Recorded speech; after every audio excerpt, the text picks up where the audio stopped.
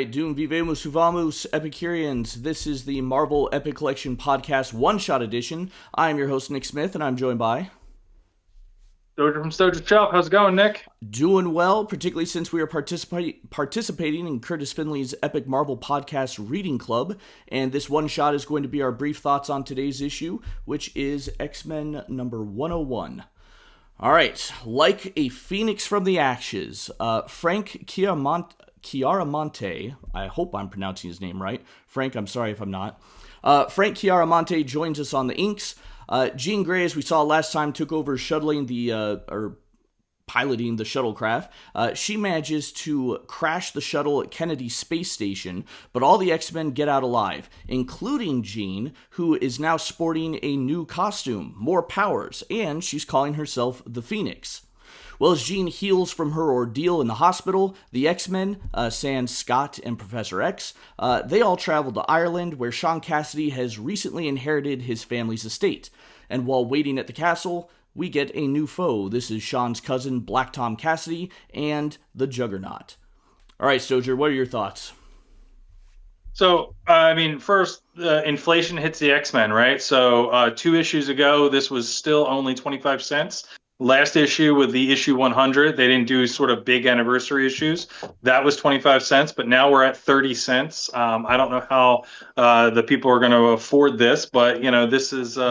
I think I spent $5 on a comic book last week. So, but yeah, the prices have gone up in the 70s Marvel. I like this issue. I feel like, though, if this was more modern day, 100 and 101 would be together, right? It would be the perfect sort of ending to that first story arc and sort of a prologue to the next, which this issue feels like, it's half and half, right? It's, let's introduce the Phoenix. Let's get them back home. Jean's going to recover. Her and Scott and Professor X, I guess, are going to kind of go off to the side.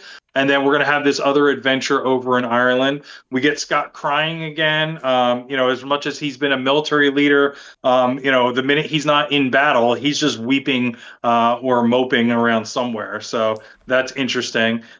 There's some great panels of the X-Men getting excited and happy that Jean's getting better on page 181, right above the moping Scott. Cochrum's able to fit everybody into one panel there with Moira, Professor X, Wolverine, Colossus, Storm, and Nightcrawler with his image inducer because he's in the hospital and nobody's allowed to see him from there.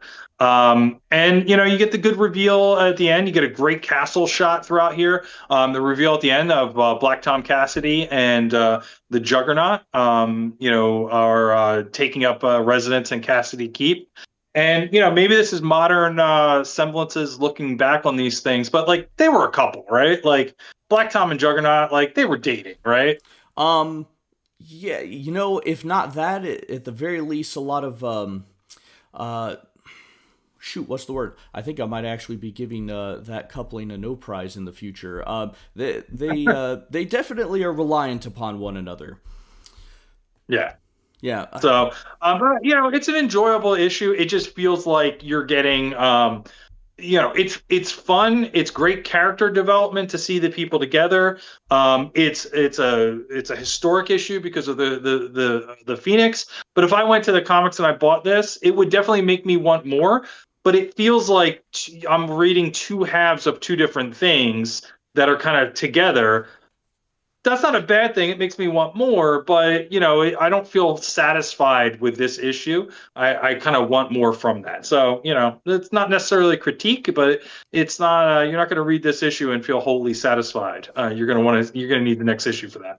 I get what you mean, and I think, and maybe this is part of the reason why I love it. This is the catch your breath issue, right? There's been nonstop action before. There's going to be nonstop action after this one. This is the chance for the characters to kind of work with one another, get to know one another. We get to know them a little bit more. I did think there were a lot of little character pieces in here, like, as you say, Scott crying for Jean Grey, Wolverine experiencing the emotion of love. We forget just how much of a, stoic, separate from the world man Wolverine was here in the very beginnings, and how mysterious he was. The interactions between Storm and Nightcrawler, that was a lot of fun too.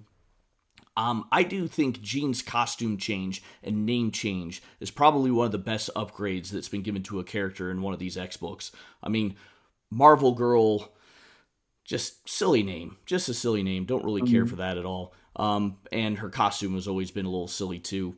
But the Phoenix, that's super cool.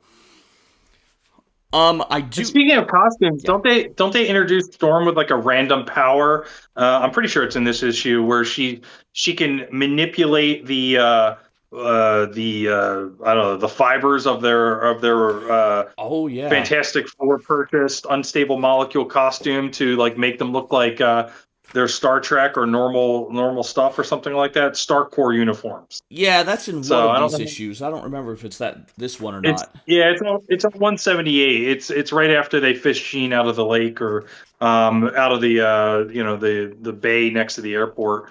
Right. Where Professor X is there and Nightcrawler puts on his image inducer, but then there's a line, simple enough matter to use my powers to repolarize the unstable molecules of my costume into a Star Core uniform.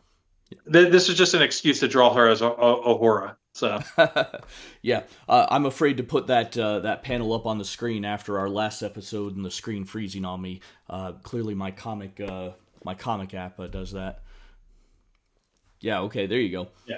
There you go. Um. All right, Stojr, I do have a no prize award to issue, which is only kind of tangentially, well, it's related to this issue, but not actually events in this issue. I am going to issue a no prize for dumb moments in comic collecting to myself. Stojr, I used to have a copy of this issue signed by Dave Cockrum, and I decided to downsize my collection a few years ago to focus solely on Amazing Spider-Man, and like a fool, I sold it. And I think about 2 months after I sold this issue, that's when Dave Cockrum died. And I've regretted selling the book ever since I did it. It's like, why did I do that? Why? But one of those things that we just do in life. Yeah. The mistakes we make. Well, it gives you something to search out for now. So Right, yeah, yeah. you got to go get another signed copy. they're Gets they're my not pay going a to lot make any more. more of them, right? All right, well, that's all we have for this episode. Stojr, any final thoughts? No.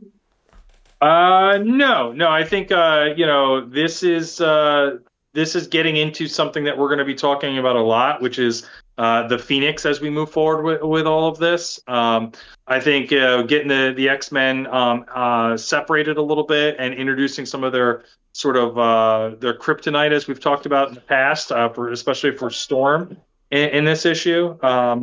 And getting just some good old mutant on mutant fun there is going to be good to go.